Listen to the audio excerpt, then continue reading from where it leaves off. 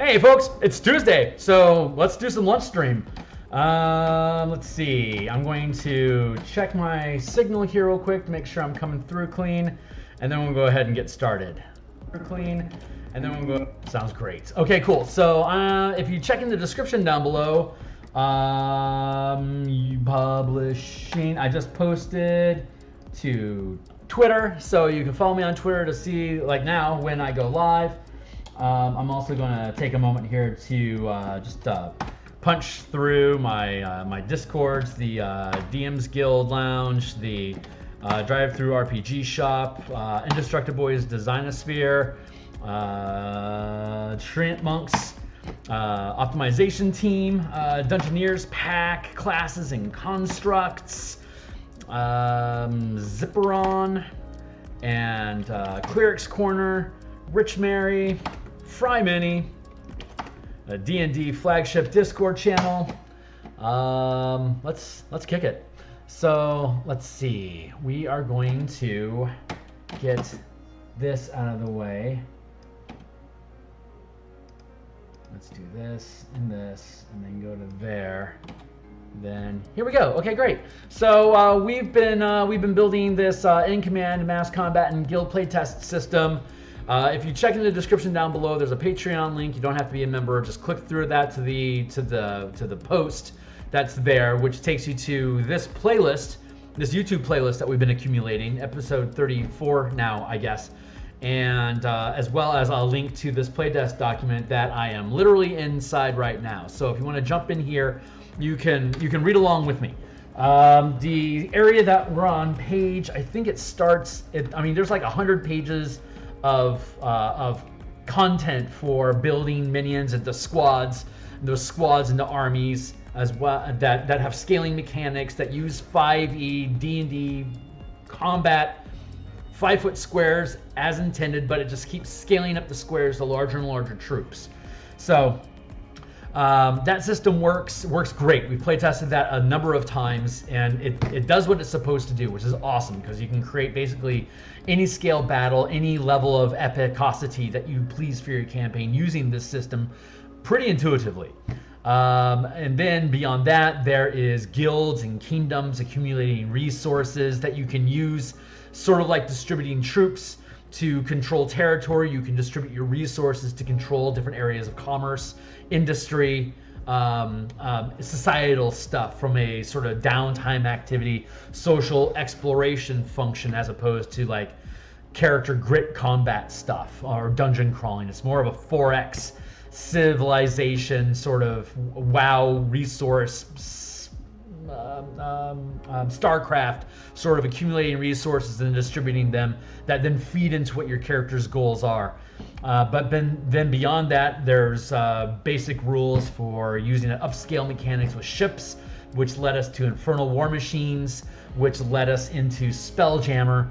So now you can see I'm thumbing through the content here. The Spelljammer document is currently under development here as a rough draft. You can see it starts on page 108 through 148. So this is probably going to end up being probably like 56, 57 pages or something when it's done. It's a bit of a bear, but it's been cracking out over the past 2 weeks now that I've officially had this project up and running. I'm expecting it to be done this weekend and hand off to Ukulele and Adam to revise, edit, and then pass back to me for page layouts, maps, painting, which we'll do all here on stream with you guys. So like, subscribe, jump in with me. There's also a link down below to DMsGuild, where a number of my books are available for you guys to look at. They're cover to cover, full preview. When I started DMing, or playing D&D in general, I was 12. I didn't have any money for books. I just had to rely on my parents helping me out, and I eventually started doing yard work for cash so I could buy more books back in first edition. So to that sense, I really can empathize with people that just can't afford a bunch of books. So I want you to be able to read these things, use them in your game, and if they're valuable to your campaign and for your enjoyment of the hobby, people come back around and they buy the stuff. So I would love to have your support in that manner. You can support me on Patreon if you want. but liking, subscribing, and watching my content to help me build minutes and build subscribers so that I can start monetizing YouTube is a great way to support my effort, and I appreciate you that you will. So we've been defining all these different mechanics for siege combat, auguring items in space, navigation, piloting, support roles. We're still fleshing some bits out, but we've got a really good chunk of content. And right now, I want to just take maybe an hour of time from here. Now, like we've got creatures in Spelljammer. Like if they're like cosmic, like we had to flesh out the mechanics for how these things can subsist and exist inside a space with their unnatural nature. It was pretty thin, but like if you have things that can fly through space, they can drag chariots through space behind them. So we have unnaturally drawn ships and drawn carriages where you're mounting these things to wild space native creatures so that you don't necessarily have to have a spell jamming helm to navigate space, but it's really slow in comparison if you don't. But it's enough to get you from one asteroid to another, maybe to a low orbit moon to a main world, or between moons, Rock of Brawl to a nearby mining facility. Smaller non-jamming crafts can accomplish these feats. Plus, we had to flesh out things like unnatural plant life that would exist inside these systems that kind of like Kandori feed off of light without having to have an atmosphere, that will help support things like space guppies, space eels, scabbers, Kandori, all these different creatures that are supposed to populate space. You just need to have just a little bit of commentary about how these things exist and how they get along and how they interact with your ships while you're moving through space. And on that note, today we're working on crystal sphere generator. So I'm going to set a timer for 20 minutes. I've got an hour from here for us to continue working on this. I've already got a number of very simple short charts built, but I want to build examples for each one of them so that people can see how these things flow. So that's my current endeavor. That's what we're doing right now. If there's anything that's missing, hopefully it'll pop out. Yeah, be welcome to shout out, say hey, and let's get into this. So crystal spheres below is a series of simple random tables to build unique crystal spheres. Crystal spheres that can be encountered in the astral sea. Crystal sphere radius.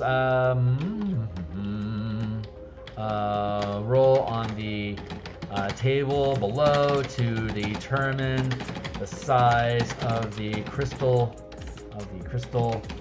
sphere encountered. Simple stuff like that. And then, for example, roll a d6. Okay, rolling again. Okay, let's see. For example, rolling a d6, rolling a d12. To roll a 7, the result is to roll a d8 times 100 million miles. 7 is d8, result in 100 million miles. Okay, great. Rolling a 4 on the d8. Results in a sphere 400 million miles radius, 4 days from the edge of the sphere to the center of the sphere, from the edge of the sphere to the center, from the edge to the center of the sphere. If instead the initial d12 is a 12, the next roll will multiply the results by 10. If a 3 is then rolled, the d8. If a 7 is then rolled, the d8 is a number of billion miles. A result of a result of 3 is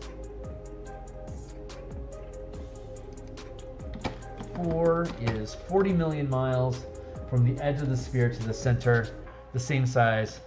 Let's do a 3.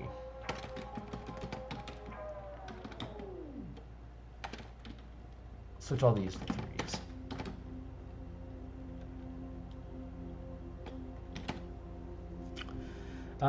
Central star diameter. Let's go with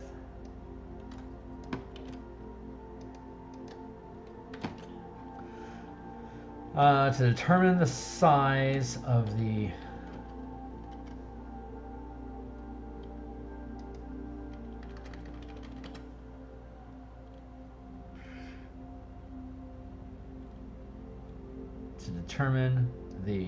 diameter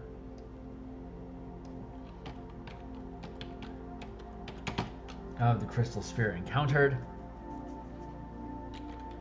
of the crystal sphere's central star.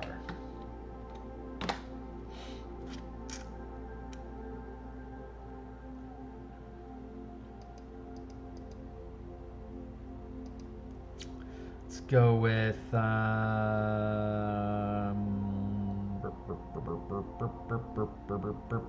there is no central star.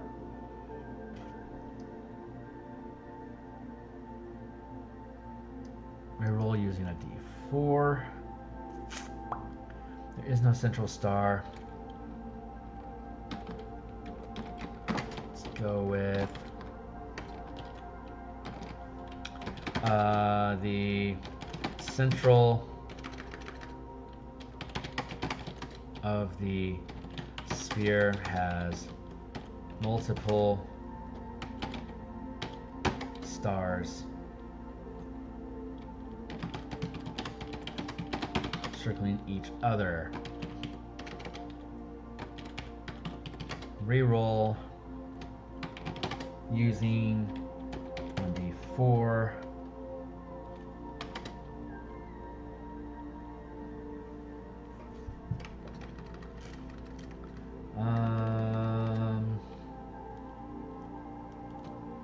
Let's see.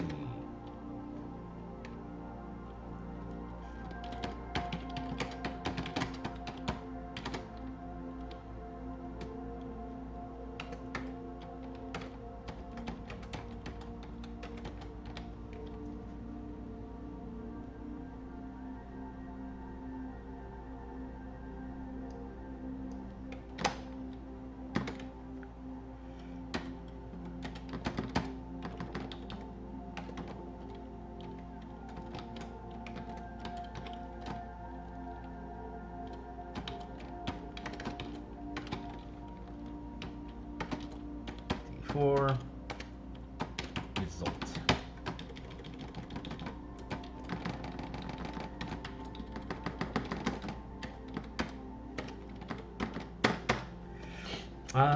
Beep beep beep beep beep beep beep. 1d4 stars each. 1d4 times 100,000 miles. 6 stars each. 1d6 times 1 million miles.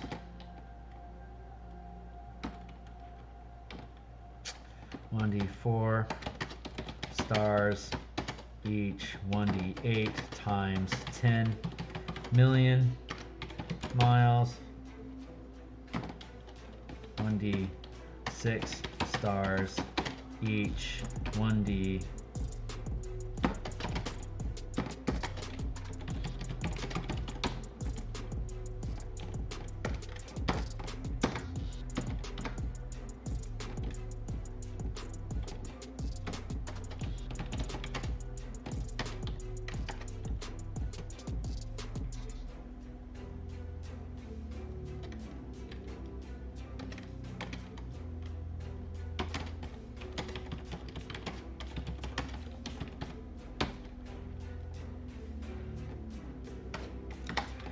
in a 1d6 plus 4 million mile diameter.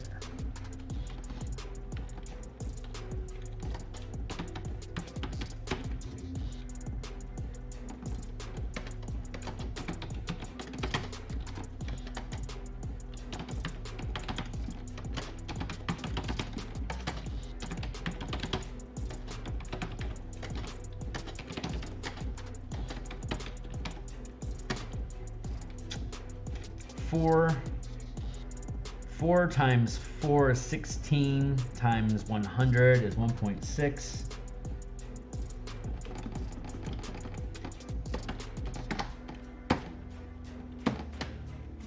Six times 6 is 36. That's 36 million miles within 1d4 times 1d4 plus 3 million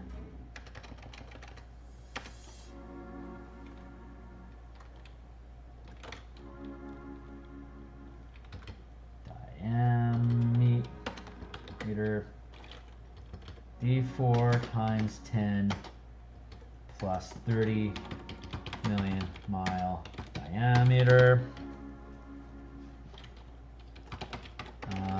within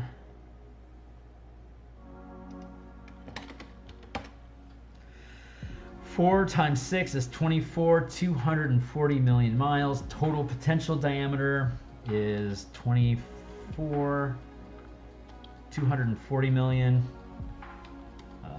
1d4.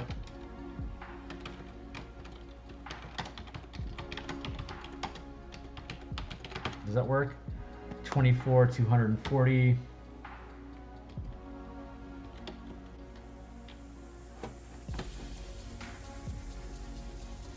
$300 million, 240. Cool, that works out. All you gotta do is just make sure that these total diameters are larger than the total possible space inside of here. Then you can cluster them together as you please. Easy peasy. D6 plus D8 is 48 times 10 is 480. 480. That's going to be 480 is going to be D4. 480 times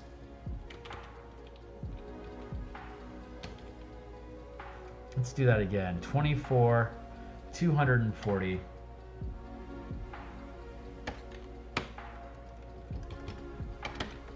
There, that gets us there. 1d4 times 100. This is going to be 480 million.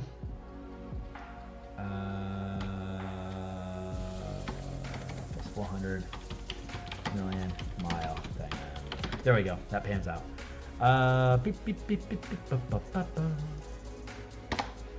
For example, if a result of 3 is rolled, the central star will be 1d10 times 10 million miles diameter. Easy enough. 6, 7. I think I'm going to make this one 8. I need a 7. I need a 7. So we get the sizes. There is no central star. All planets are stationary. The central star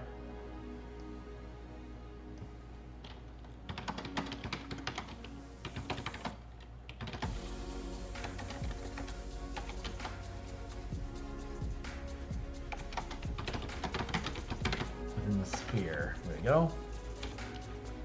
The central star is a void of necrotic energy instead of radiant. Reroll using 1d4. Roll.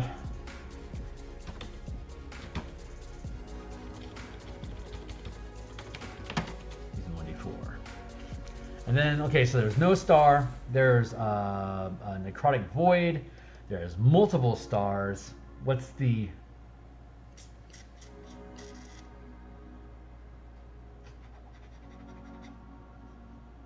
There's no central star. All planets are in a fixed position within the sphere. What's the last thing? Fixed positions, void in the center, multiple stars circling each location.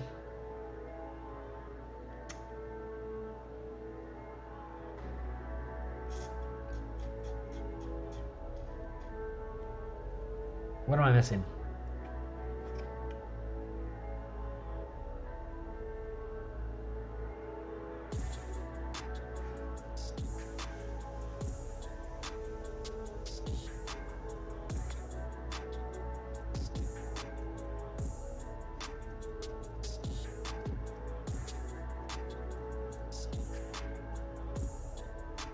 What am I missing? Central star. No star. The central star is in the void.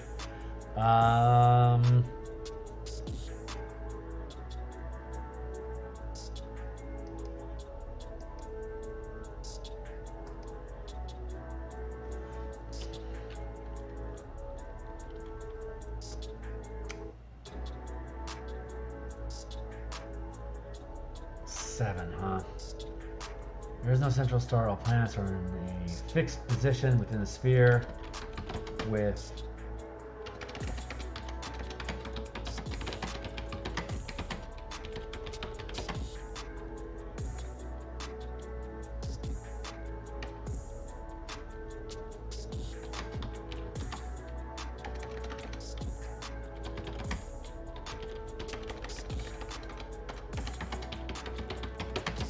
each with an orbiting sun. That works.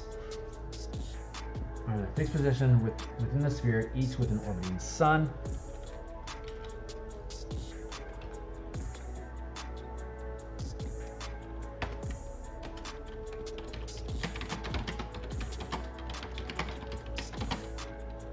Roll on the moon table below.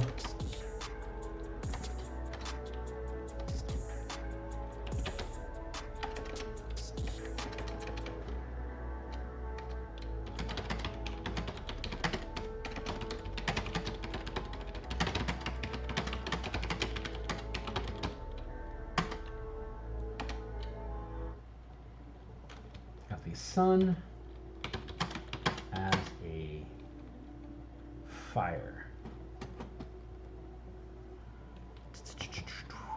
Let's see. So they each have their own moon of necrotic energy instead of radiant. Central sphere has multiple stars circling each other. What is the last thing I need there? I either get rid of 2 things or I add 1, and I like all of these things. So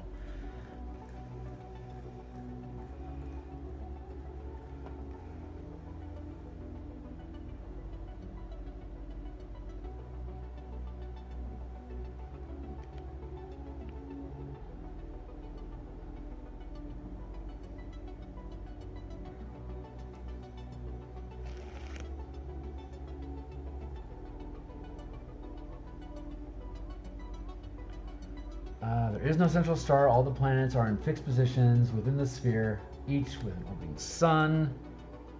Let's go with... Let's do that instead. Go 5. And then this is 6. There is no central star.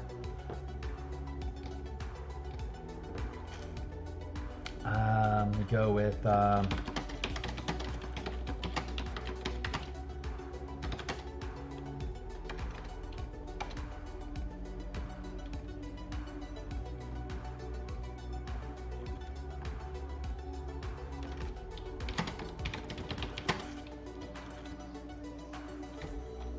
period. There is no central star. Include 1.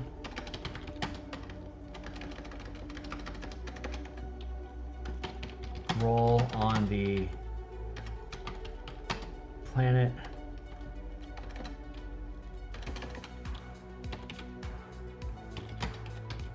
reroll 1d4. There is no central star. One of the planets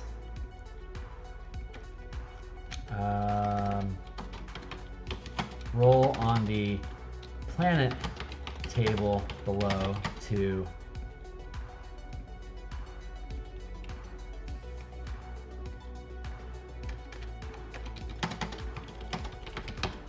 roll on the moon table below as a fire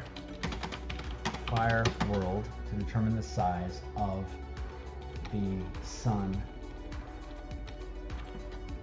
orbiting each world, each planet. So fire world, there is no central star. Roll on the planet table below as a fire world to determine the size and position of the sun in the crystal sphere, period. Cool. And then, okay, number of worlds, not including central star, if any.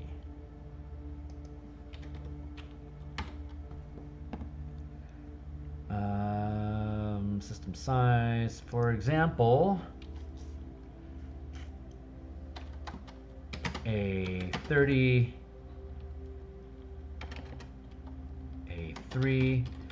billion mile radius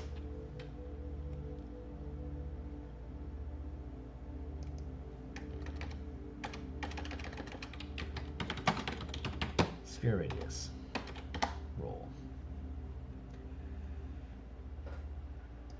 For example, a 3 billion mile radius sphere rolls a 1d6. Hey, man. Let's see. For example, a 3 billion mile radius sphere rolls a 1d6, rolls 1d6 to determine the number of worlds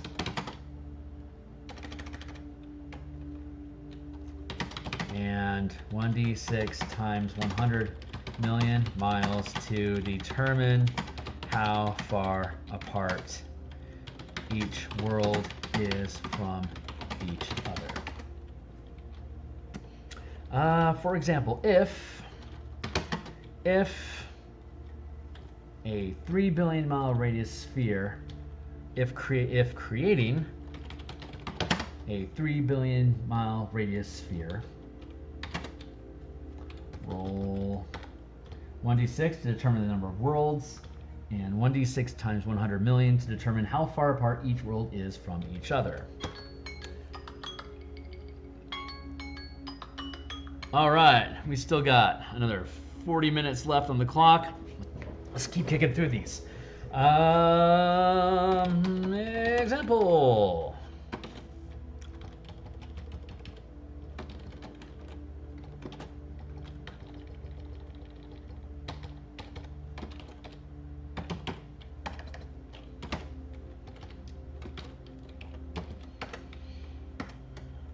Let's just create one at random.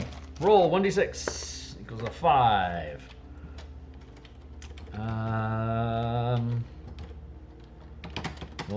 Initial roll.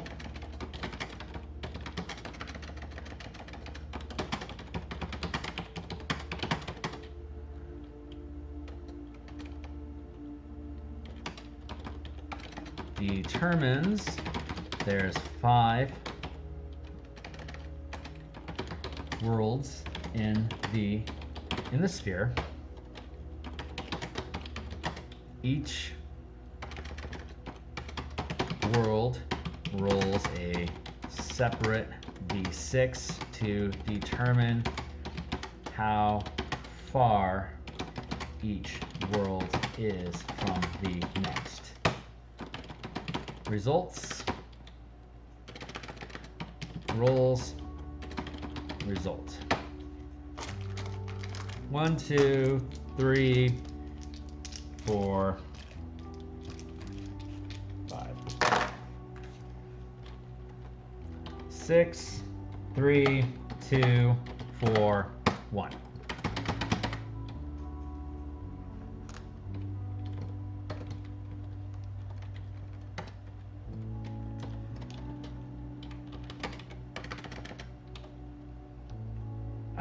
Let's see, when creating, so let's see, not including a single star, number of worlds, distance from center and each other.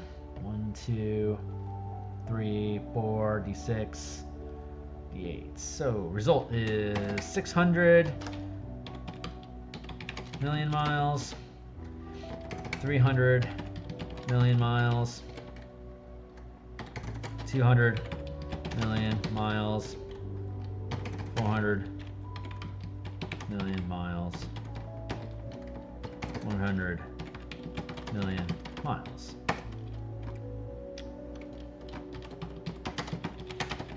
Looks like this.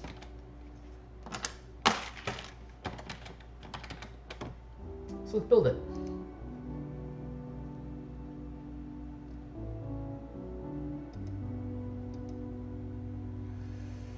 Let's see if we can build this any kind of efficiency. That is our challenge today. Just the build something. So let's go with, what's our total? 6, 3, 2, that's 11, 15, 16, 1.6. So if we got a dot here. Go 1, 2, 3, 4, 5, 6, 7, 8, 9, 10, 11, 12. 1, 2, 3, 4, 5, 6, 7, 8, 9, 10, 11, 12, 13, 14, 15, 16, 17 plus 12, 19, not enough. So we'll go here. And we'll go, let's see, 1, 2, 3, 4, 5, 6, 7, 8, 9, 10, 11, 12, 13. Okay, if I make these 2 million each, I should be okay. So let's go with 1, 2, 3.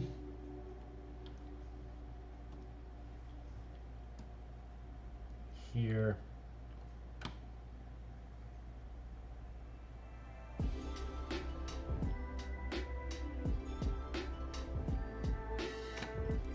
Ugh, that was incorrect. 1, 2, 3.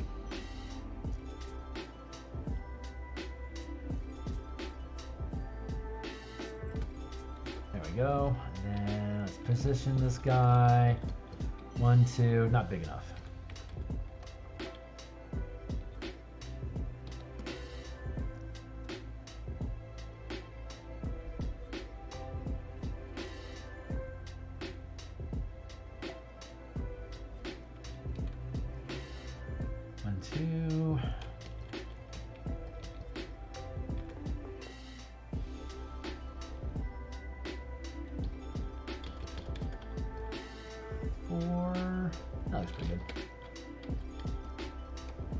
Then select is, let's modify, contract, 5, delete, blip, there we go.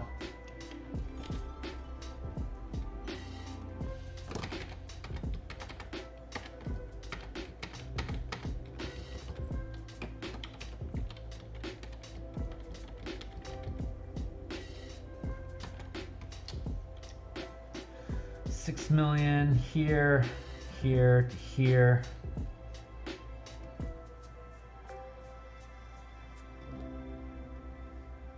Maybe here.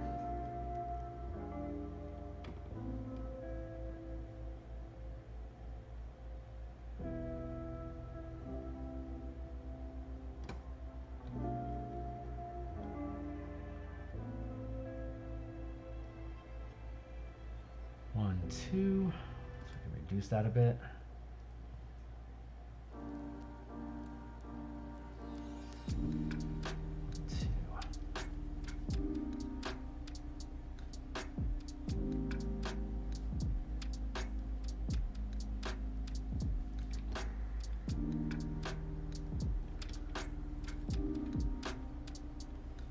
There, cool. And G, select, modify, contract, boop, boop, boop. Let's get a circle here. Put one there, and then we'll go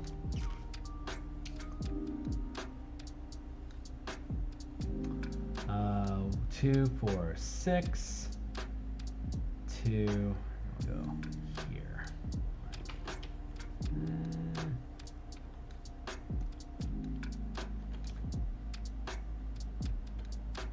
There. Yeah, that's right. 1, 2. The next one is 2 million miles. That's easy enough.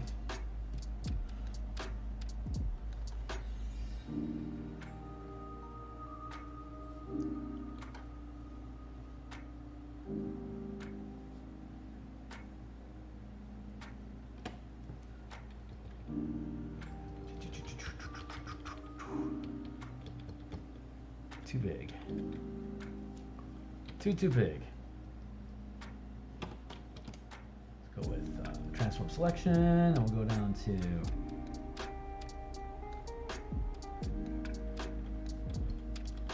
midpoint,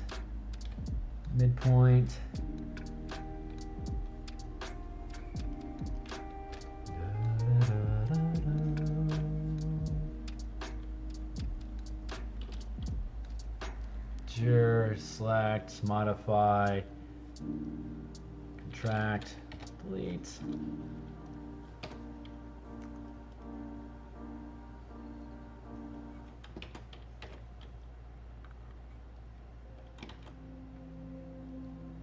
Go. There, that's a good smudge. Then 4 million.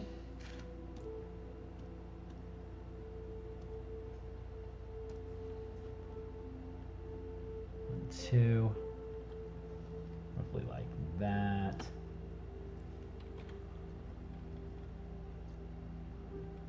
Two. Too big. So let's shrink that down.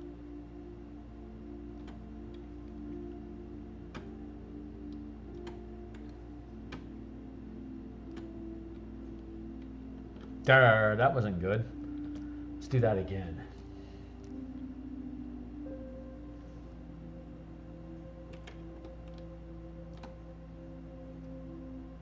Here.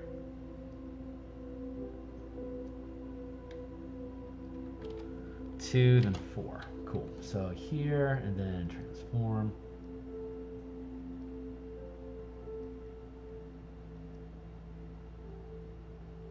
Let's go to 1, then 2 is here.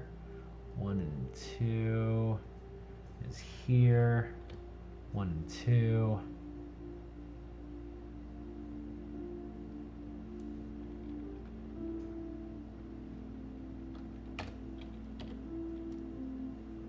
Select, modify, contract,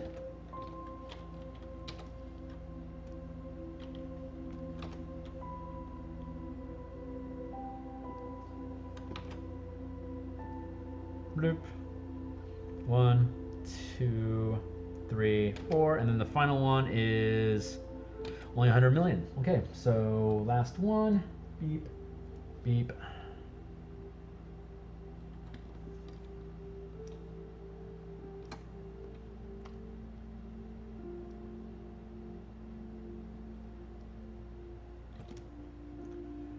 Transform selection.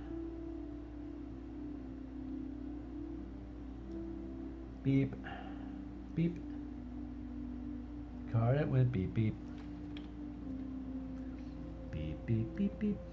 Sorry, there's an old album. There's an album that me and my sister used to listen to when I was like 5 and she was 7. It was called Goofy Greats, and it was a collection of different songs that were silly by nature. It's gonna be 5.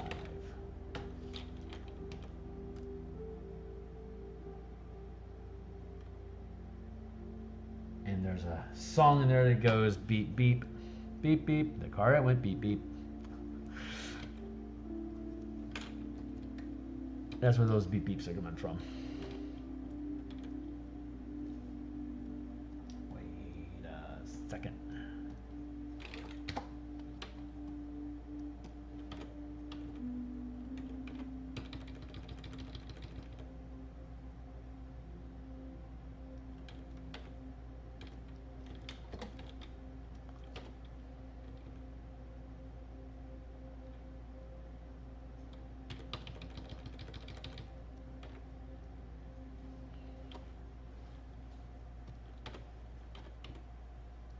One, 2,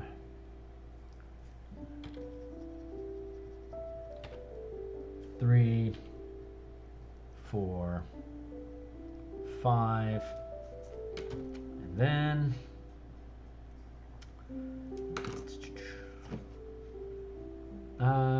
creating a 3 billion mile radius. That's 15. So that's 1, 2, 3, 4, 5, 6, 7, 8, 9, 10, 11, 12, 13, 14, 15. One last circle. Wait. These are big, dude.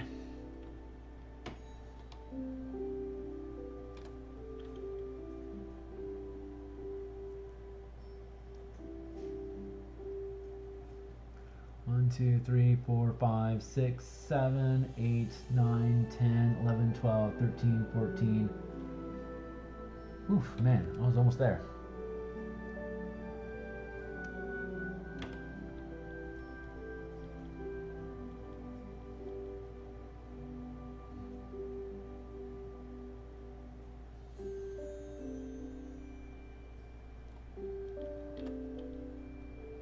Looks like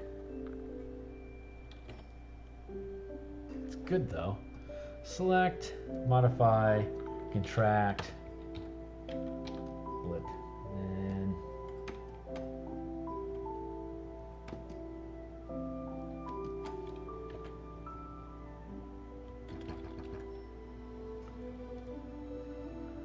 one, 2, 3, 4, 5. 1, 2, 3, 4. What is going wrong? 1, 2, 3, 4. 1, 2, 3, 4, 5, 6.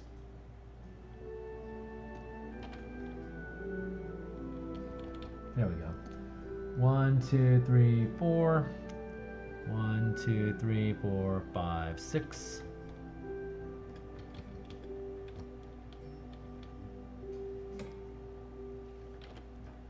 There. There.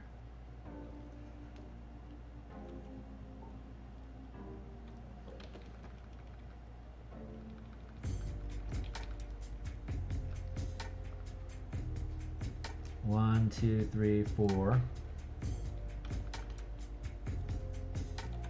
Here and here. Man, what a pain in the ass.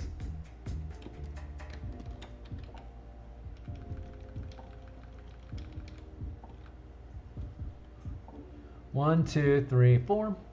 1, 2, 3, 4, 5, 6. 1, 2, 3, 4, 5. 1, 2, 3, 4, 5. 1, 2, 3. Yeah, I didn't build this right. All right. So we'll go 1, 2, 3, 4, 5. 1, 2, 3, 4, 5. 1, 2, 3, 4, 5. 1, 2, 3, 4, 5. 1, 2, 3, 4.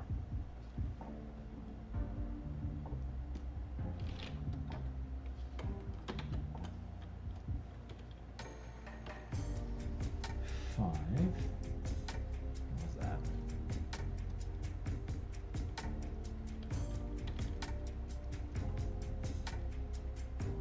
Don't mind me, I'm just having a moment here.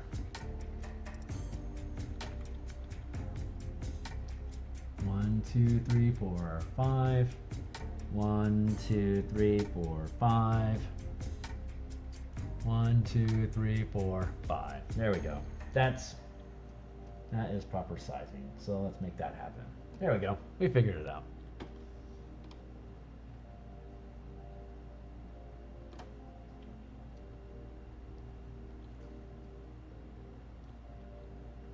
There we go. Chip chop chiree chiroo chirum.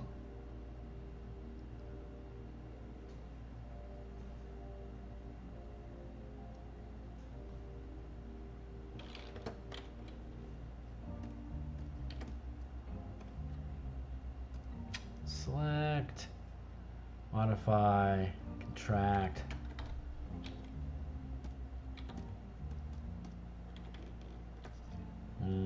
Bump, bump, bump, bump, bump, bump.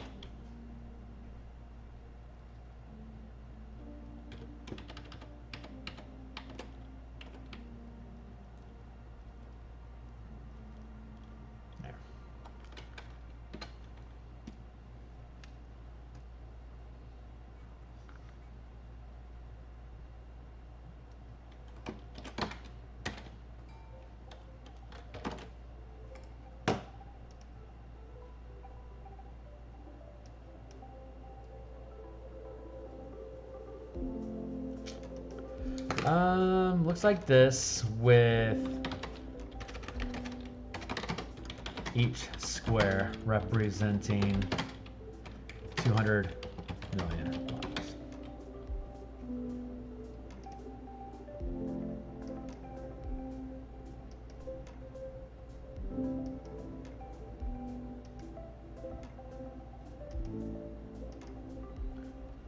Nargles. Just leave it like that. Fine, move on. World diameter.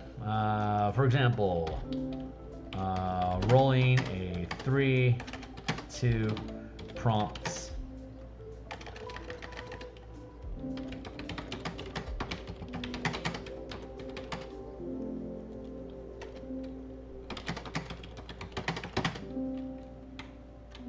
Result of 8 equals a world 8,000 miles diameter. That's the size of Earth and Toril.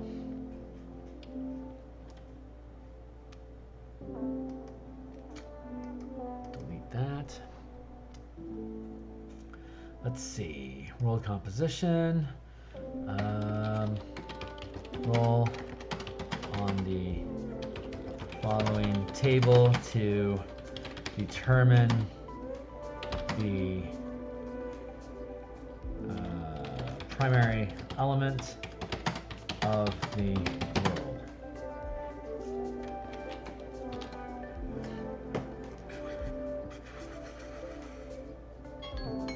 Hey, we're still kicking it. 1, 2, 3, 4. Huh? Cloud cluster. Okay, unusual composition. Cloud cluster. Cluster of moons. Asteroid belt. What's the other weirdness? Water world.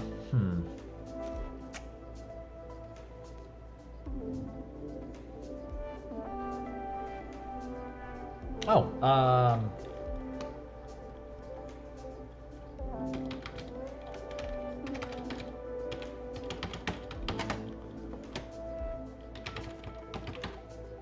composition.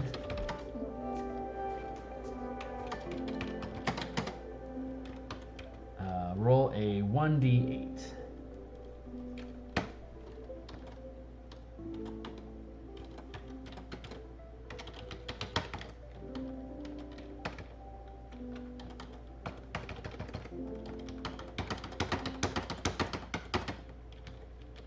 Two, 3, 4, 5, 6, 7, 8. Let's grab our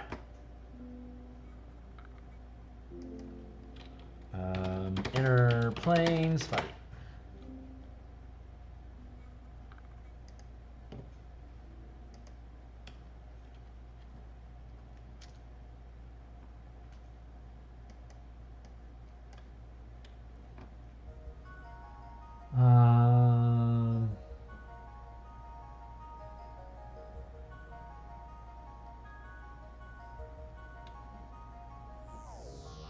Marsh. Smoke, ice.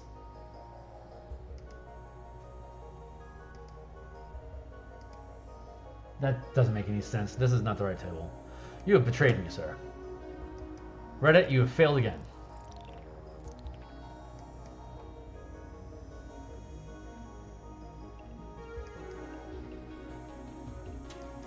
That looks more right. Oh my, get out of here. Thank you. Let's see.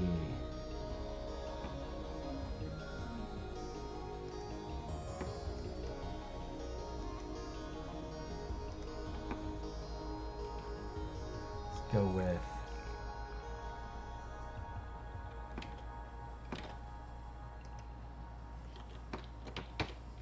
ash, magma. Which ones do I like?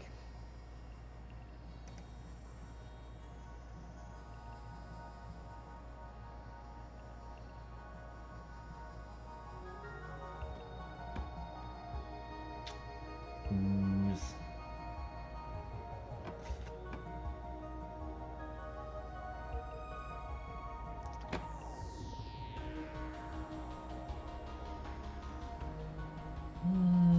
It's not quite accurate anymore, is it? Radiance. It's more positive energy than anything now. Mineral. Dust. Ooze.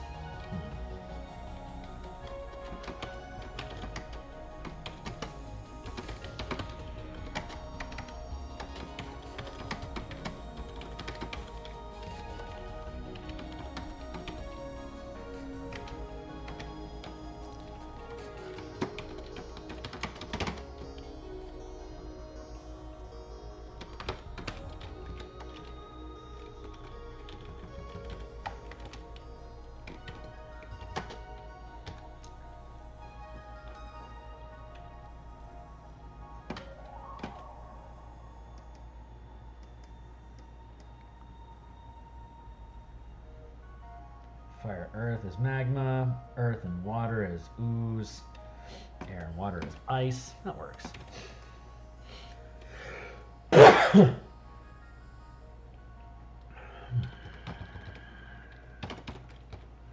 And what's the last one? Smoke, air, and fire.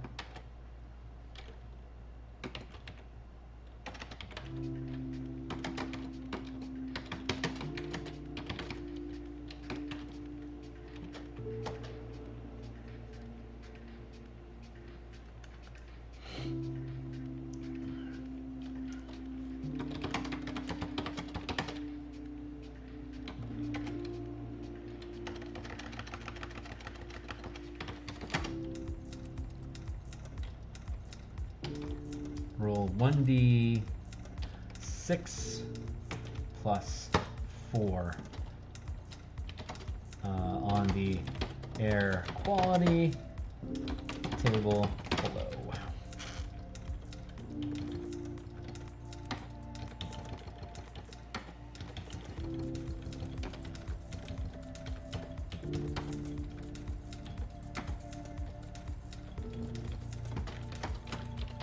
Roll 1d6 plus 4 on the air quality table below. Fire and water, roll 1d6 on the air quality table. Actually, roll 1d6 on the air quality table below, period. Roll for fire and water is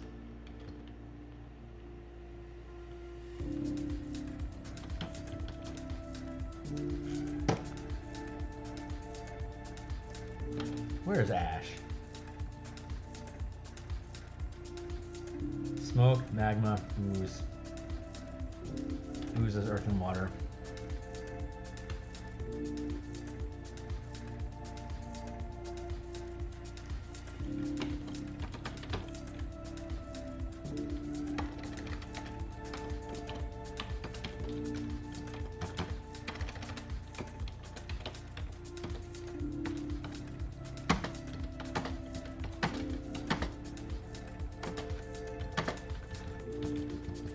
There we go.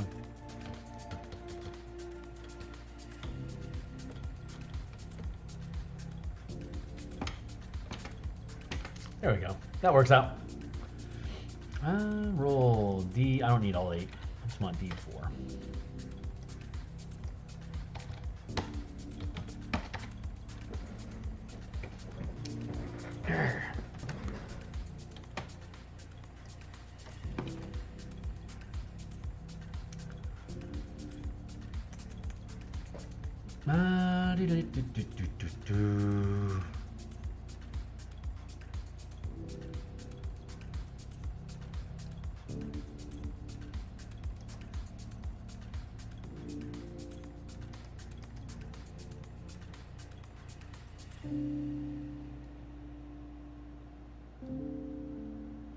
Let's see. For example,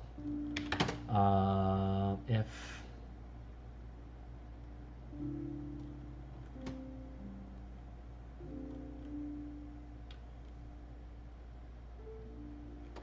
a result of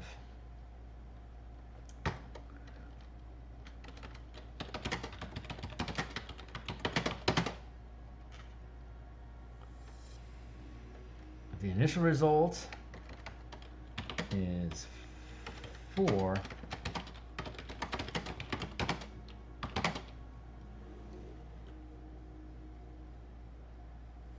let's go with 6. If the initial result is 6, and the world is composed of fire,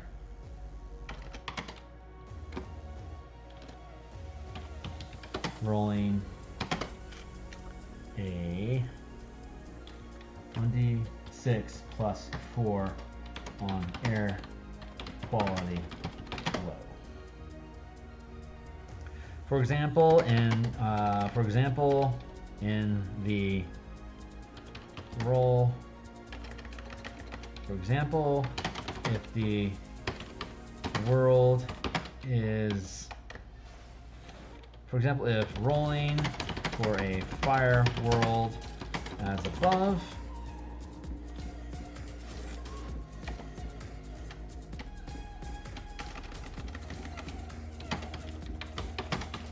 result of 7 results in a world with an atmosphere which is foul, world with a foul atmosphere causing the poisoned condition to any creature that breathes while exposed to the atmosphere.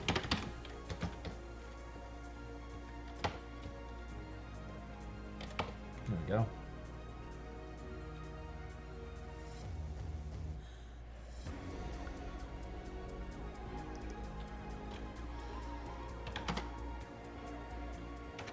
For example, if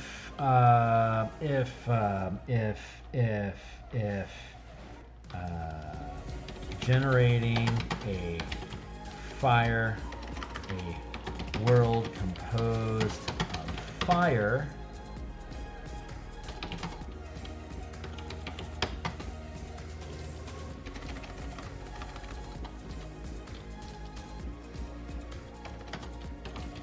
rolling a 1d4 plus 6, a result of 8,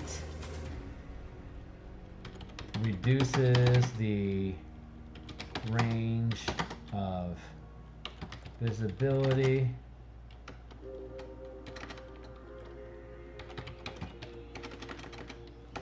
result of 8 reduces the distance you can notice objects as detailed on the visibility chart above.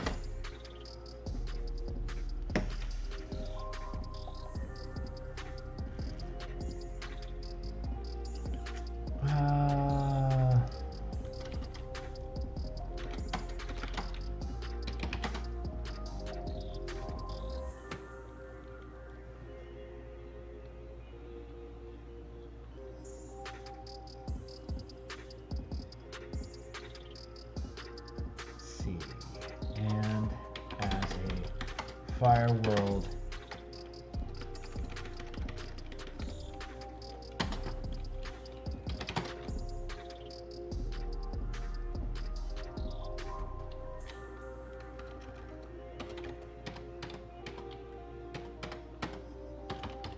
roll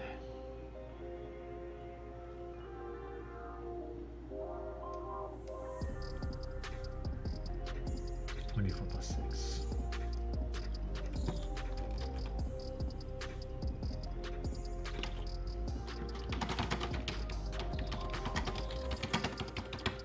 There we go.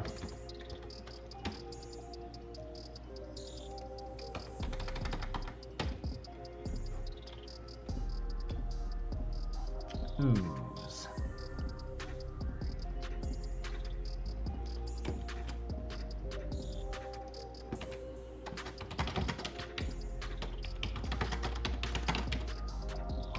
Roll the inaudibility table below.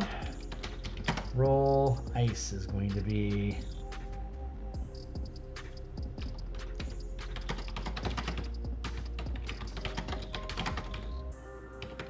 low, and smoke.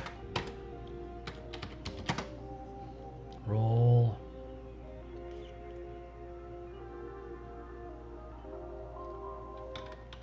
1d4 plus 6 on the visibility table below. Period. There we go. Moons. Planet size. Total moons. Maximum moon. Up to. Roll for world composition, air quality, and visibility for each.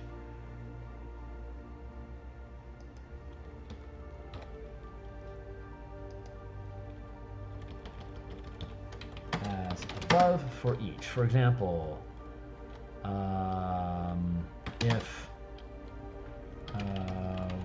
if determining the moons around a planet of 8,000 miles, roll a 1d6 minus 2. If the result,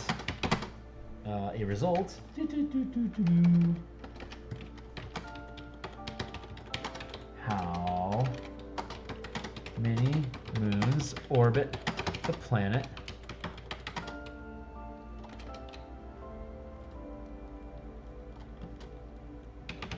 and roll 1d6 times 500 miles to determine the size of each moon.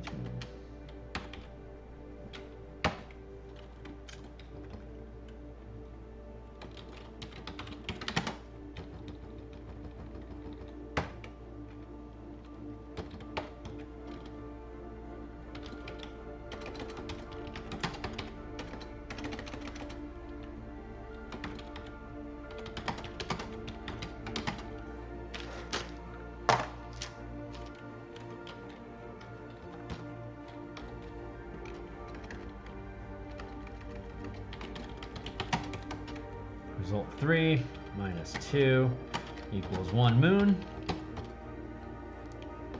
And result 5 equals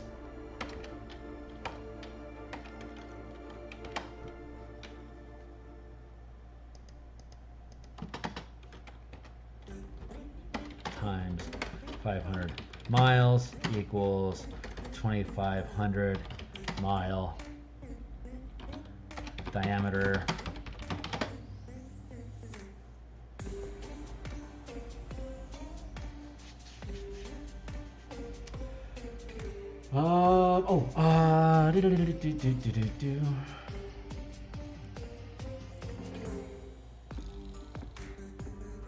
moons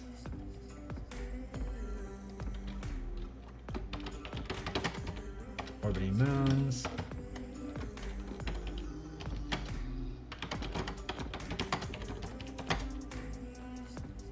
on the table below.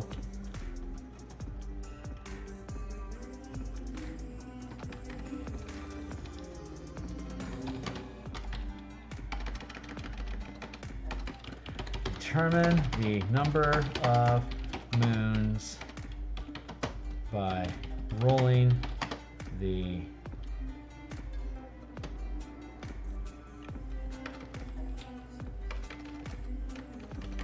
how do I want to say that?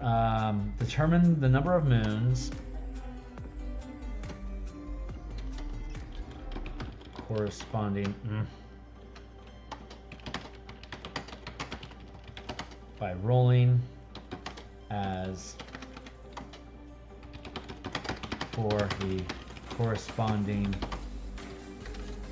planet size.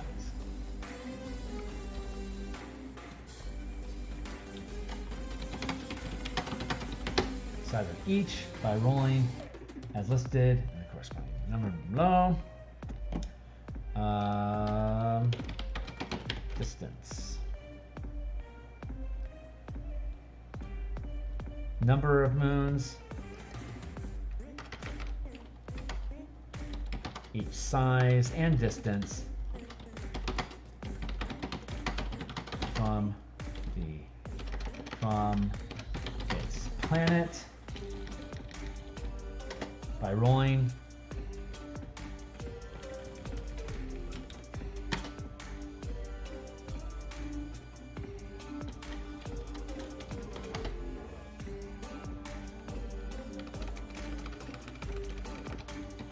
as determined by the corresponding planet size listed below. As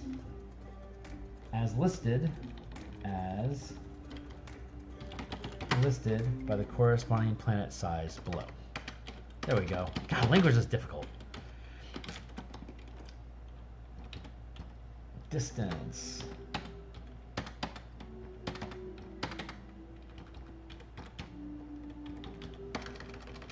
Let's do it like that. Moon diameter. There we go. And then distance. It's going to be 1d4 times 10,000 miles. Almost there. Stay on target.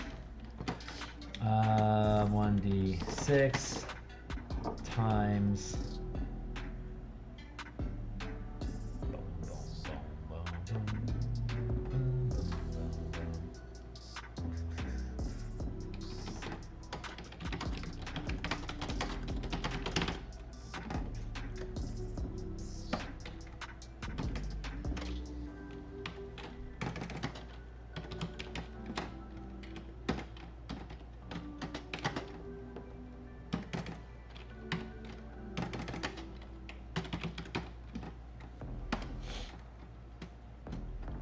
1,000,000 miles. It's going to be 1d8 times 100,000 miles.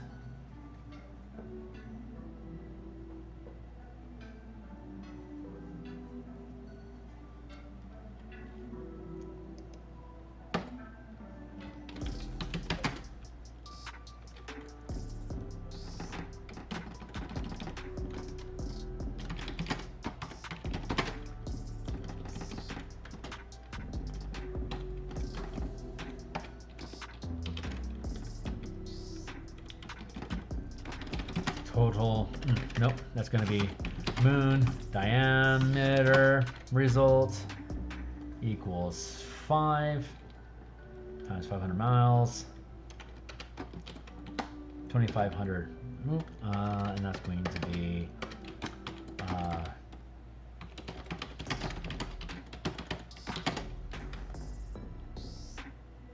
8,000 is going to be d6 times 10,000.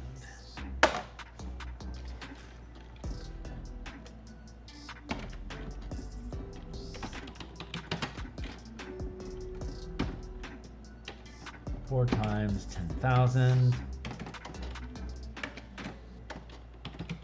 miles.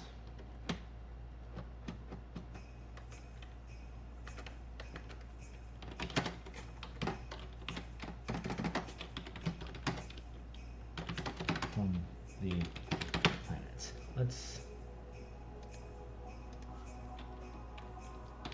How far is the moon from Earth?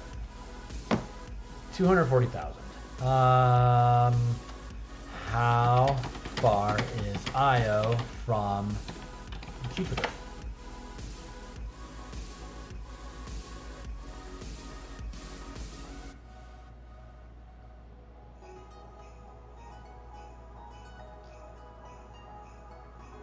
No, I don't need to know the distance to Earth, but thanks. Io discovered the distance to Earth.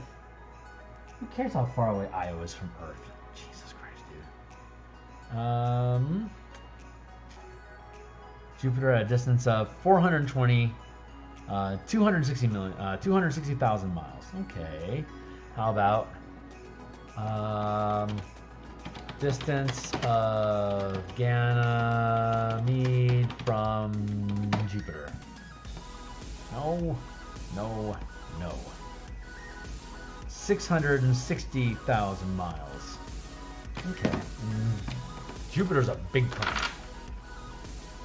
200 to 600. D4.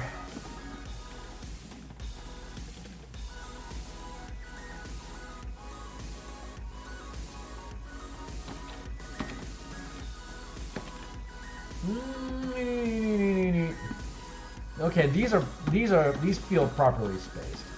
I can probably actually go with D6 here. And then it's D6 times 100. Is that okay? Let's go with D12.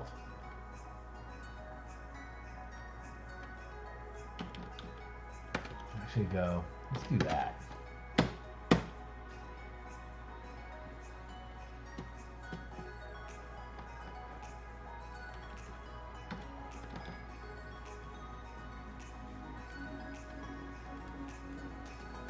It is 2d10.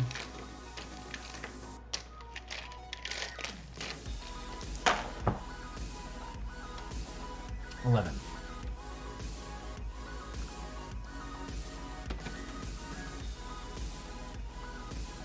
Times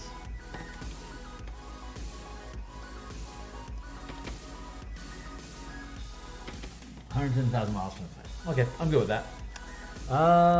Planet size, orbiting moons. Blip, blip, blip, blip.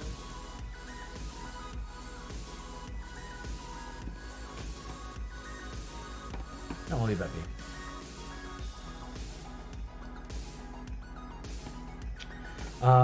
Inhabiting creatures. Include all creature types up to the result of the die roll. So, no natives, plants, beasts, humanoids, monstrosities, aberrations, elementals, fae, undead, reroll, reroll. For example, result of 12 includes creatures that are plants, beasts, and humanoids. Other types of creatures may exist in the world, but are very rarely noticed.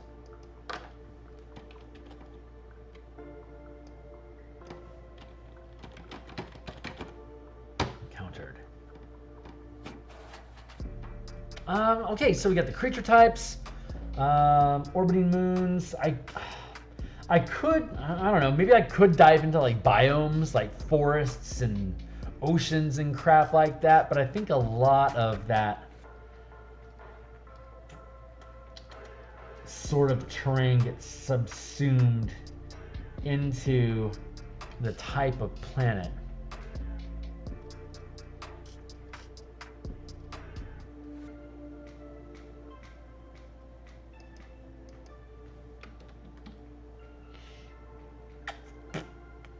I feel that's right. Air quality is good, visibility is good, orbiting moons, I'm good with that.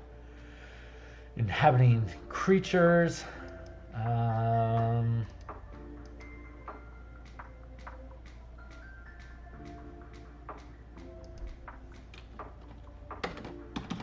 Let's give it a shot.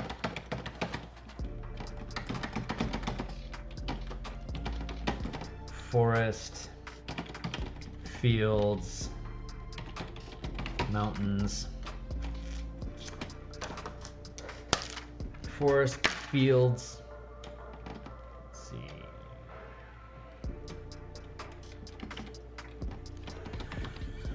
Swamps. Islands. Do we do that? No. Let's not be that cheeky. Yes, let's be that cheeky. Islands and then barren. There's your MTG. We can color code it.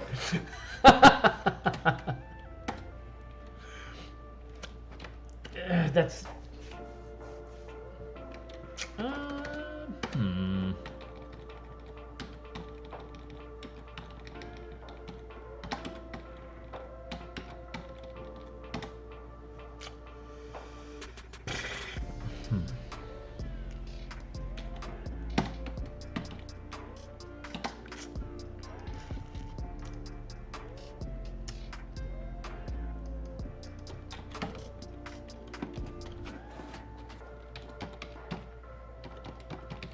habitability. How about survivability? Once the composition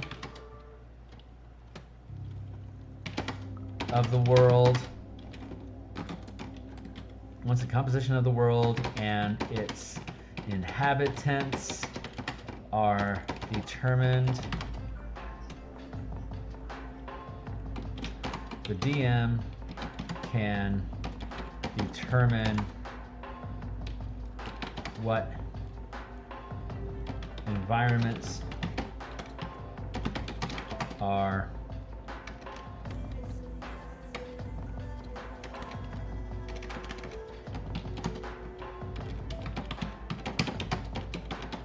on the world to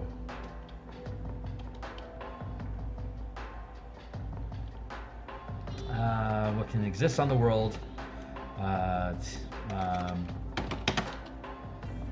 for the DM can determine what environments exist on the world for the inhabitants to survive. With. For example,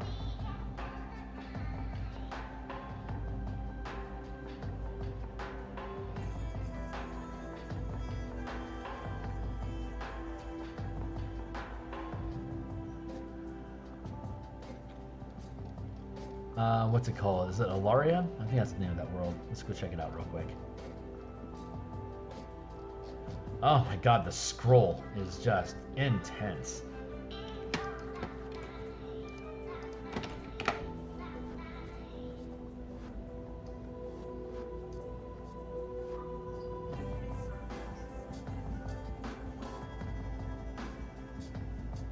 There we go. Let's go. Yeah, this feels about right. We updated materials to have different saving throws. So if it's light wood, your dex save is strong while your strength and con saves are weak. For wood and bone, is an average material, so it's not super fast, but it's not super tanky. So instead it has 2 good saves.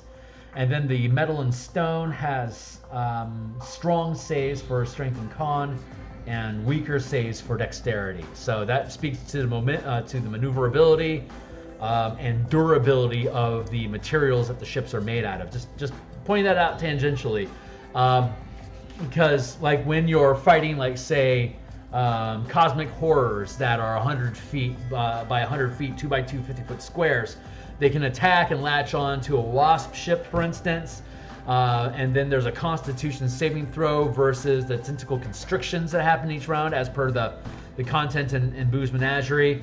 So that means you have to have a default saving throw for the materials that the ships are built out of if the pilot loses concentration from impact and isn't there to make the saving throw on behalf of the ship. So the ships don't have saving throws applied to them in the SAS, the Spelljammer Adventure in Spacebook. It lacks those saving throw information. It just assumes that the pilot's going to remain concentrating on the ship and becomes the target of the saving throws. But that's not necessarily the case. There are caveat cases where you could stun, or for any number of reasons why the pilot could lose concentration. Is at that moment the ship is completely uncontrolled.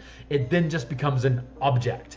So being able to provide those bonuses to their saving throws is useful information if you're planning on actually adventuring in space on a spaceship. So just pointing that out there. Now we got about 50 pages worth of content that is just covering all the gaps that are left in between the 65. It's the other 50 pages of content that Wizards couldn't afford to put in their 65-page book. That should probably be the tagline: the missing 50 pages for space for combat and exploring space in Spelljammer. That's probably going to be my snarky buzz line. But it really is. There's 50 pages here, and all this stuff is just, where's the answers to this in the book? I don't see it. Well, then let's produce an answer. That's what all this stuff is. And we are like 3 or 4 nagging little bits away from this thing just being done. Planet Anadia. That was the name of the book. That was it.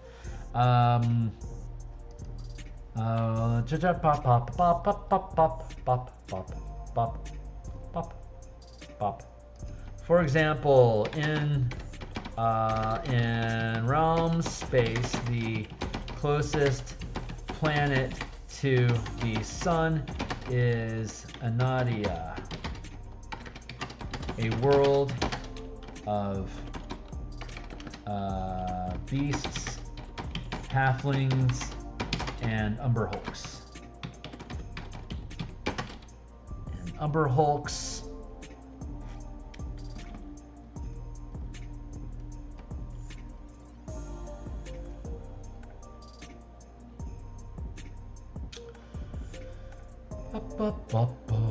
let's see. Magma, ooze, ice, smoke. It's an earth world.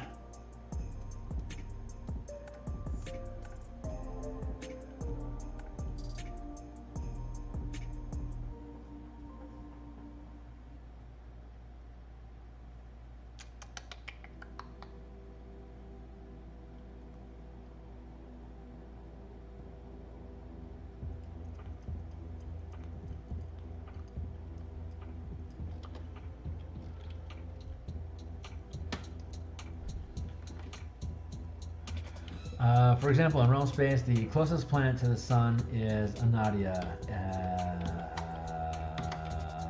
a world, an earth, a world composed of earth, inhabited by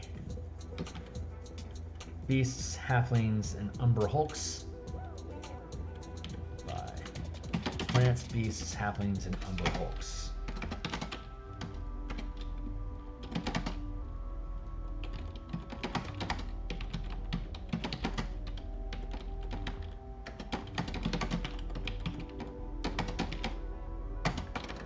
Due to its proximity to the sun, but has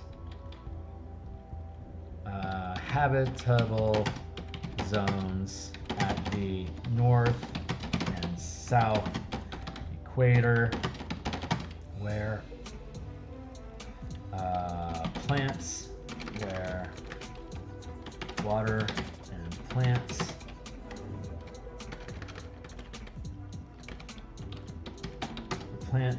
can grow among the rivers and lakes,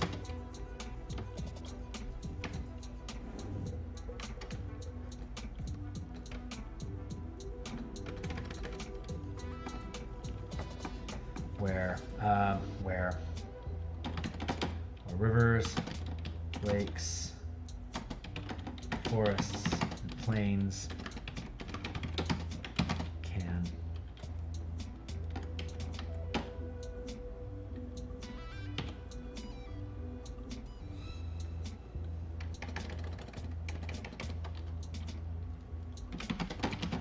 provide sustenance for the beasts and halflings that thrive there. So that tells me I need to have the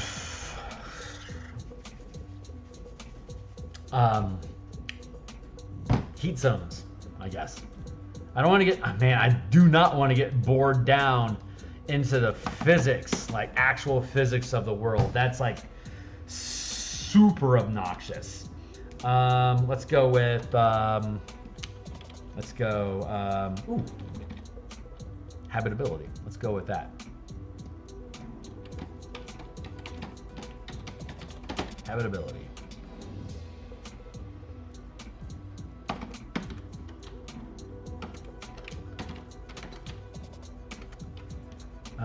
Let's see, distance.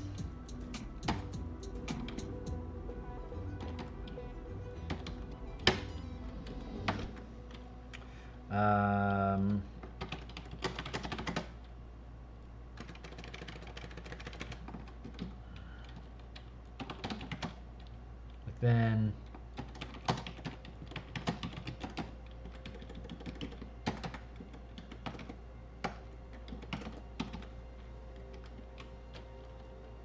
let's go 50 to 200 million miles.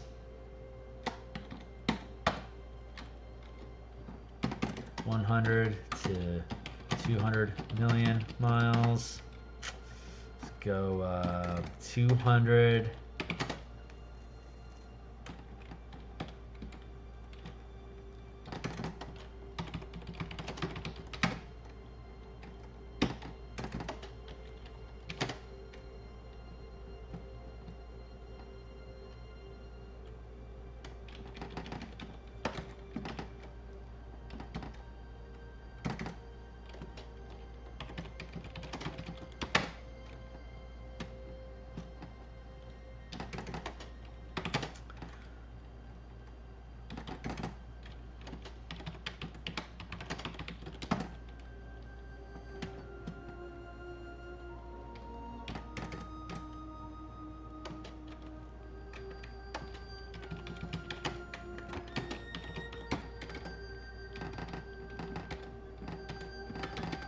How am I supposed to build this?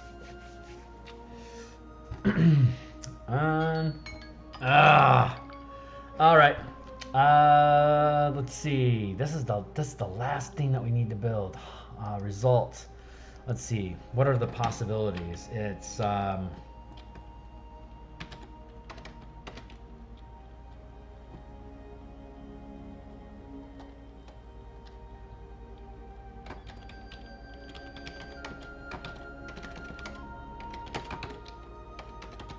extreme heat.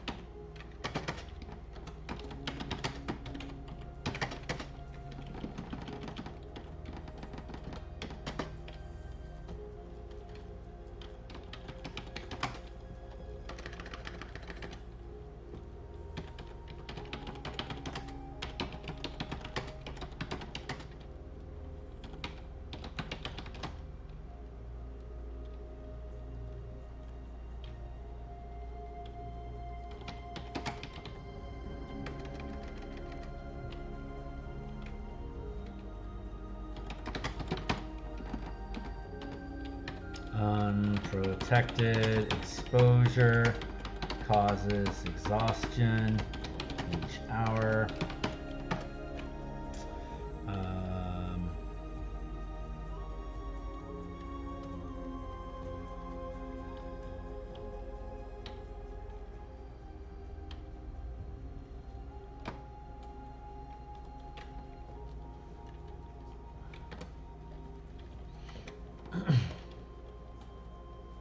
Oh man, now we're starting to look at bands, and I don't want to look at biome bands. I don't want to be in that space. This is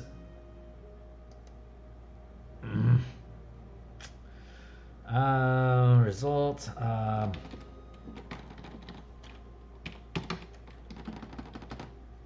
Let's. I need to look at severity.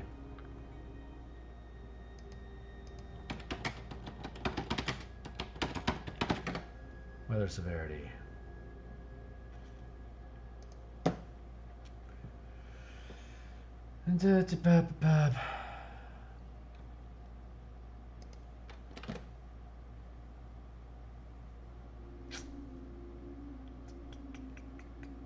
Damn, extreme cold. Temperatures. I just need something official. That's Pathfinder, it doesn't count. Let's go with, let's try D&D Beyond.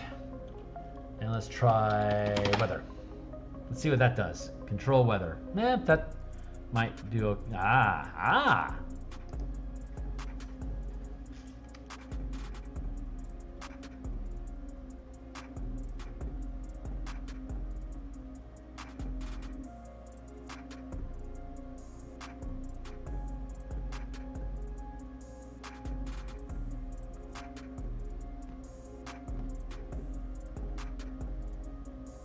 Water, navigation.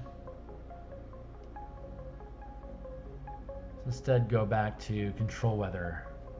See what severities. There we go.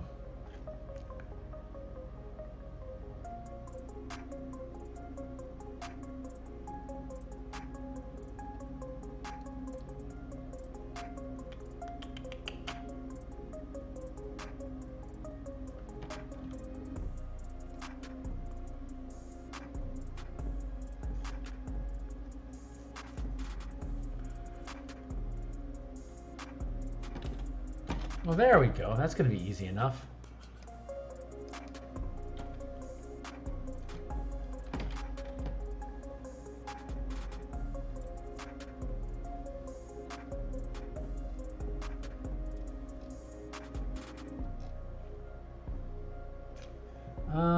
Weather conditions.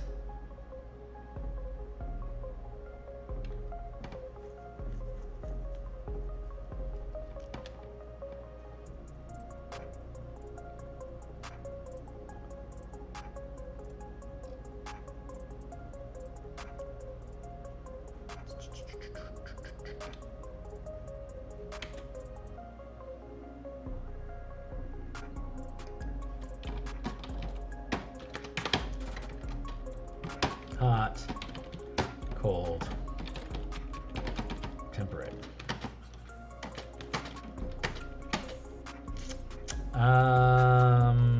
Hot.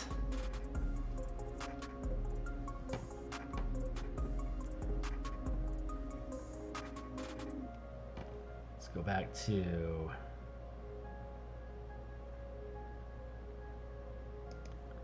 weather. See what it has to say. Weather, wind, precipitation, extreme cold.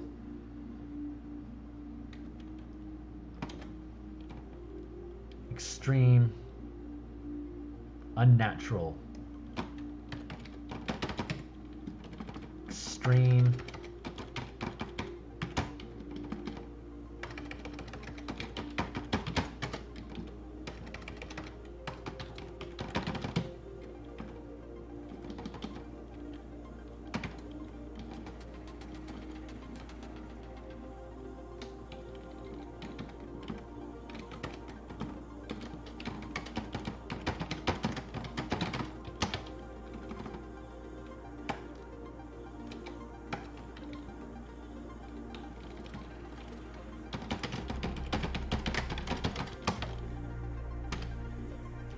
Extreme heat, high altitude, heavy precipitation.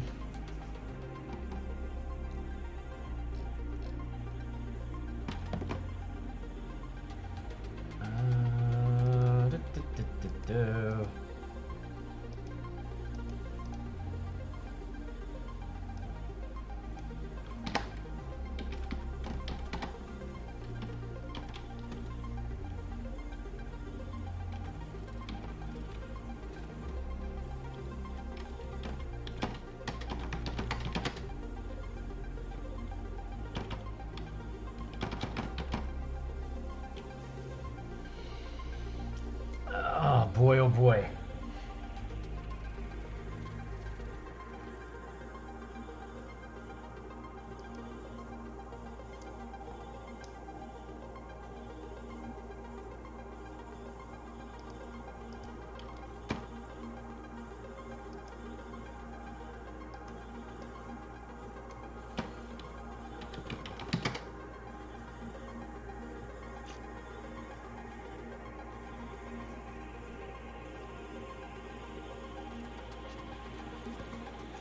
Okay, we can do that.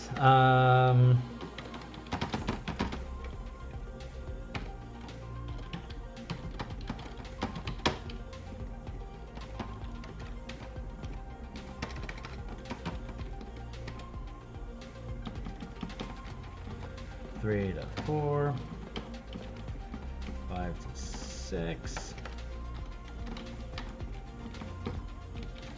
7 to 8, 9 to 10. There we go.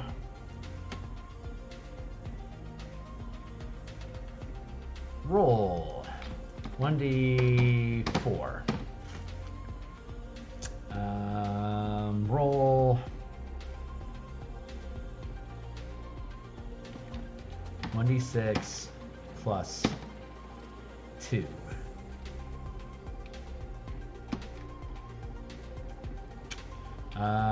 That's going to be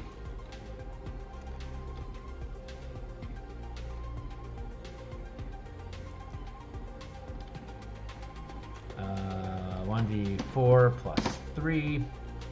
It's going to get us from 4 to 7. Cool. And then we're going to go with 1d4 plus 6.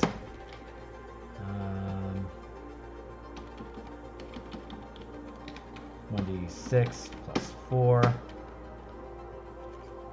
1, 2, 3, 4, 5, 6.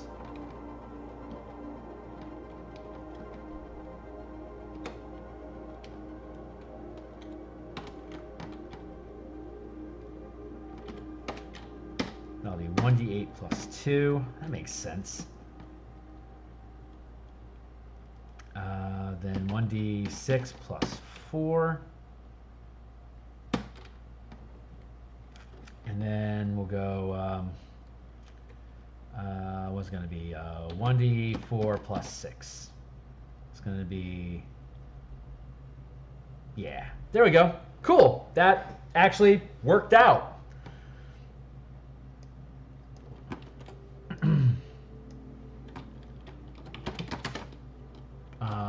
World.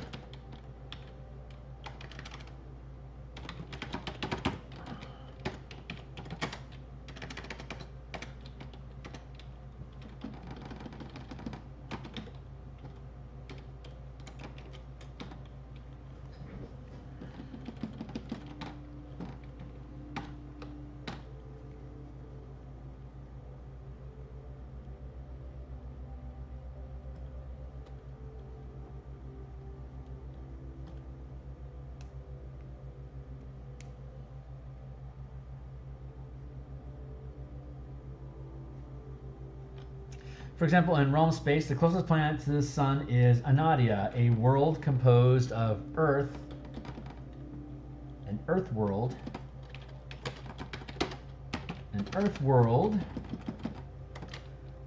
with unnatural heat, with temperatures with unnatural hot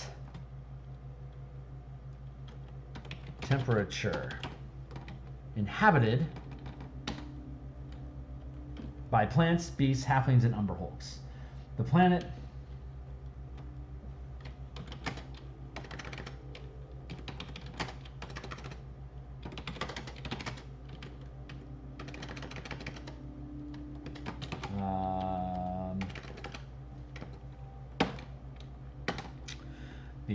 is dominated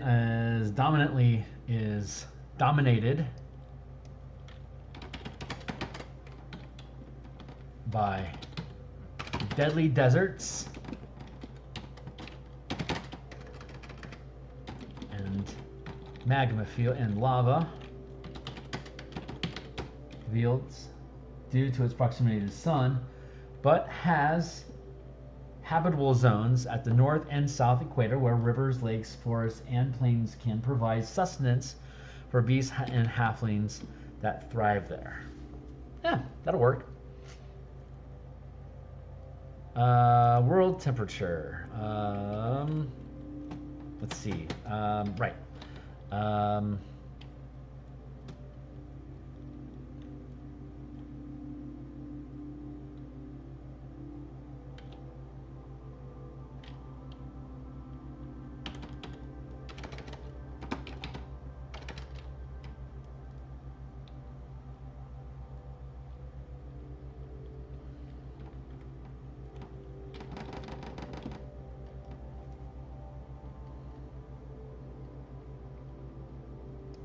put asterisk here.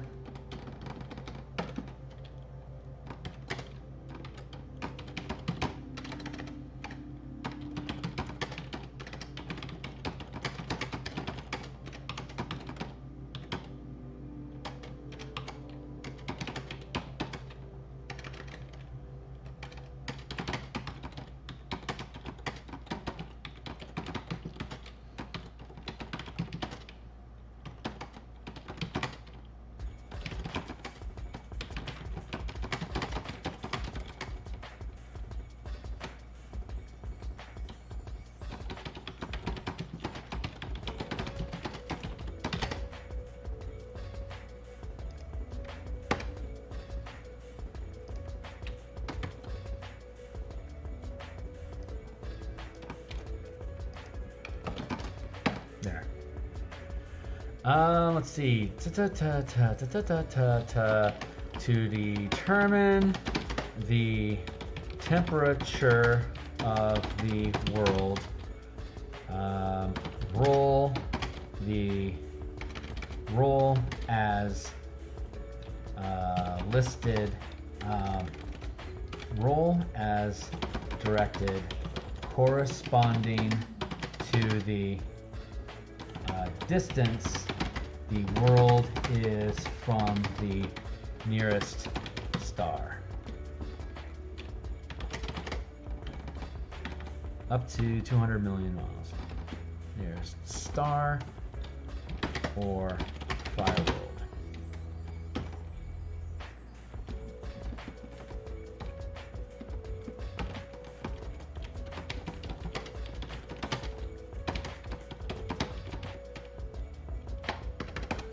There. Okay, that should do that. So it looks like we're good. That's random enough that you should be able to drop stuff in. You could get insane with like breaking it down hex by hex and determining what kind of landmass is inside of each one of those hexes, but I don't need to go that deep. We just wanted to make sure we had something you could just crack off some easy peasy stuff if you just needed to whip out something randomly. So this should meet that build, and we're gonna call that quits for now. So that's our session for the day. The next thing, all we need to do is, let's see. We just need to finish converting each of the encounters in Light of Zoraxis, which was our original intent for the project. It's the last thing we're getting to, of course. As well as flesh out the support role and the augur role that we have for crew on the ship. So this is the most recent development that we are working on. Let's get down to that area. I hope that Adam and Ukulele Bard can help sort out a more intelligent way to sort this data, but I'm doing the best I can with what I got, but that's why I hire extra people to help me make sure this stuff makes sense. But looking at, there we go. You've got the augur, pilot, siege command, and support. Augur is a lookout and a navigator that uses a wild space orrery. Pilot duties include ship movement and melee combat using a Spelljammer helm. Siege command includes duties of ranged combat using siege machines, and then support duties include bolstering crew efforts using either spellcasting or help actions. So you only have one person that can man a pilot. You can have more than one person working on an orrery if they want to give each other advantage, or use spell boosting to give each other like perception and investigation bonuses to decipher the information that the orrery is providing to us. Siege command, you can either be a single character commanding multiple siege weapons to fire, or you could be a single character. You could be a character overseeing a single siege weapon and then having multiple characters each controlling their own siege weapon. And then there's the support role, which is either a dedicated person that's like casting heal spells, aid, bless, true strike, stuff like that onto the different characters that are performing these different roles, but can also drop in at any time, like use a help action or aid with an orrery check, or can take command of one or more siege weapons, or can just cast their own spells. All of these roles are fairly liquid, except for the pilot role. Well, I mean, that can be, if your support is a spellcaster, even that can be tagged off, and you can switch out. Like if you have to maintain concentration to pilot the ship. So if you want to try to sustain a concentration spell, you unless you're using combined concentration mechanics at a tap on tap burn, you can't both pilot and maintain a spell at the same time. You need backup, you need support to help you do those roles. So there's 4 roles, traditionally 4 characters, but there could be 7 or 8 things that you actually want to do at the same time on the ship. So you could be breaking up your actions between offering support, augur, and siege command, while another character is doing piloting and support. So depending on the size of the ship and the roles and the way that the characters can interact, you can have one character performing more than one role at a time, or you can have multiple characters performing the same role at the time. But it doesn't need to be more in-depth than that to make your ship work, and for characters to have to silo themselves into how do they want to, what do they want to specialize in. And then there's already multiple products out there that offer, you know, if you're going to like get into a storm, here's the different things that your characters can do. You can sort those out between the pilot, the augur, and support, for example. So that's the quick skinny on the system. All we gotta do is I suspect I'll have these roles fleshed out today. I think what I'm going to do next is probably flesh out the augur and support language. And then the last piece that I need, that I can get done probably, if not tomorrow, on Thursday, is the specific encounters that are coming out of Zaraxis. Now that we have like fleshed out mechanics about scavers, then we can present the big fish encounter like in chapter 6. We can flesh that out to be a little bit more. Stuff like that. So we'll see what's laying around inside Zaraxis that we can flesh out into more interesting encounters now that we have more in-depth exploration mechanic and movement, exploration, combat, and movement mechanics, so that we can actually use these tools to flesh out more interesting encounters that are in Zaraxis. So so I'll need to finish out the augur and the support roles, which shouldn't take more than an hour or 2. I don't think I'm going to be back online until Thursday. On Thursday, I'm going to flesh out encounters for the playtest that I have this Saturday for Descent into Avernus, and we'll see how much of this stuff can curve into that. I expect this thing to be done by this Saturday. After the playtest, have an hour or 2 to flesh this out with the remaining encounters, and then I can hand off the document for Ukulele and then Adam to chew up. It'll probably be close to 50 pages at that point. Wow, we just kicked this thing out. We've been doing this for 10 days now, and we've cracked out this 50-page document. Granted, a lot of it was heavy lifted from the command document, the previous 100 pages, but it's been knock on wood, it's been surprisingly easy to crack out this content so far, and it's all stuff that, again, isn't in the Spelljammer Adventures in Space 64 pages. This is the missing 50 pages from that book. So, that's it for the day. Like, subscribe, check out the links below. Follow me on Twitter. Check out my books on DMsGuild. They're all 100% preview, as will this. We just want you to use the content, and people that do just end up coming back and buying the book. Or if you just want to buy it up front because you support the effort, God bless you, thank you. The Patreon link will get you at no cost into this playtest document, so you can start poking around and see what you like. And all this stuff will eventually be on the DMsGuild. So thanks a lot for your time. I appreciate you stopping by. We're just keeping on. So I'm going to check out, and I'll catch you guys on the other side. Probably Thursday. So we'll catch you then.